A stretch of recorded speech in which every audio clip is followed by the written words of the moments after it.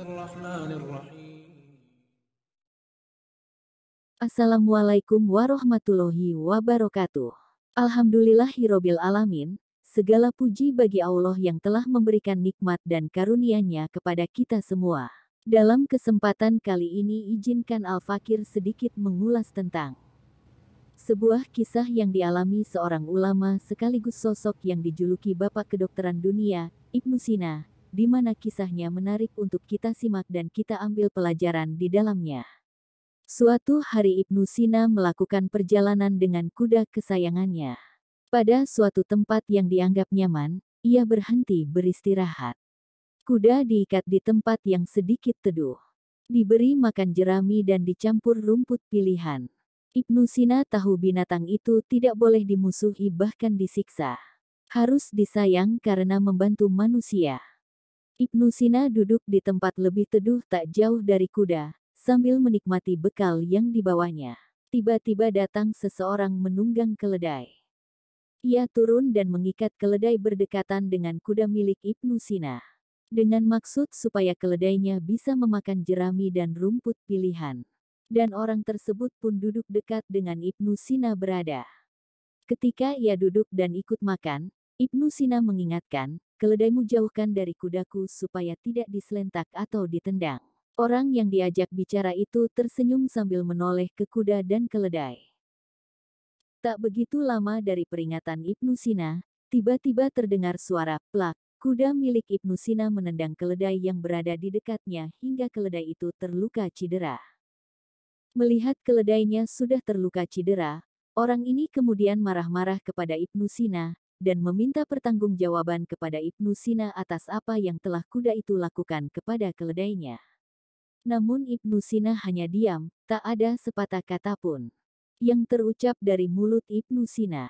Merasa kesal dengan hal tersebut, pemiliki keledai ini pergi ke hakim untuk melaporkan apa yang telah terjadi dan meminta agar hakim mengatakan kepada Ibnu Sina untuk mengganti rugi atau membayar luka cedera keledai miliknya yang ditendang kuda milik Ibnu Sina. Setelah laporan itu diterima oleh hakim, Ibnu Sina dipanggali untuk dilakukan sidang. Dalam persidangan hakim bertanya kepada Ibnu Sina tentang apa yang telah terjadi, namun Ibnu Sina tetap menutup mulutnya, tak terucap satu kata pun. Melihat keadaan ini, hakim kemudian bertanya kepada orang yang mengadukan permasalahannya. Apakah orang yang engkau laporkan ini bisu?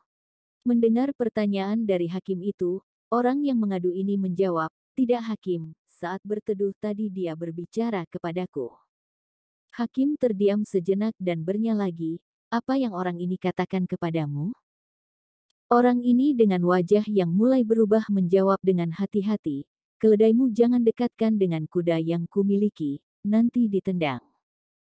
Hakim tersenyum mendengar jawaban dari orang ini, kemudian berkata kepada Ibnu Sina, engkau memang orang yang cukup cerdas, dengan tidak berkata apapun kebenaran sudah terungkap. Ibnu Sina lalu tersenyum mendengar apa yang dikatakan oleh hakim tersebut, kemudian ia berkata, tiada cara apapun menghadapi orang yang bodoh, kecuali dengan diam, karena dengan begitu kebenaran akan menunjukkan jalannya sendiri. Itulah.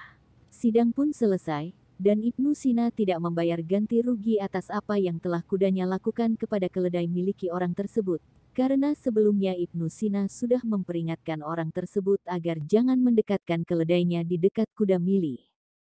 Dari salah satu kisah kecerdasan Ibnu Sina di atas, dapat kita petik pelajaran bahwa ternyata diam itu terkadang emas. Untuk menghadapi orang bodoh kita tak perlu banyak berdebat dengan mereka. Karena orang yang memiliki kecerdasan yang minim tidak akan mampu menjangkau cara berpikir orang yang cerdas. Mereka orang-orang bodoh akan terus berdebat hingga bisa terjadi hal-hal buruk yang tidak diinginkan. Oleh karena itu, bijak dan berpikir cerdas merupakan jalan yang terbaik dalam menghadapi berbagai persoalan.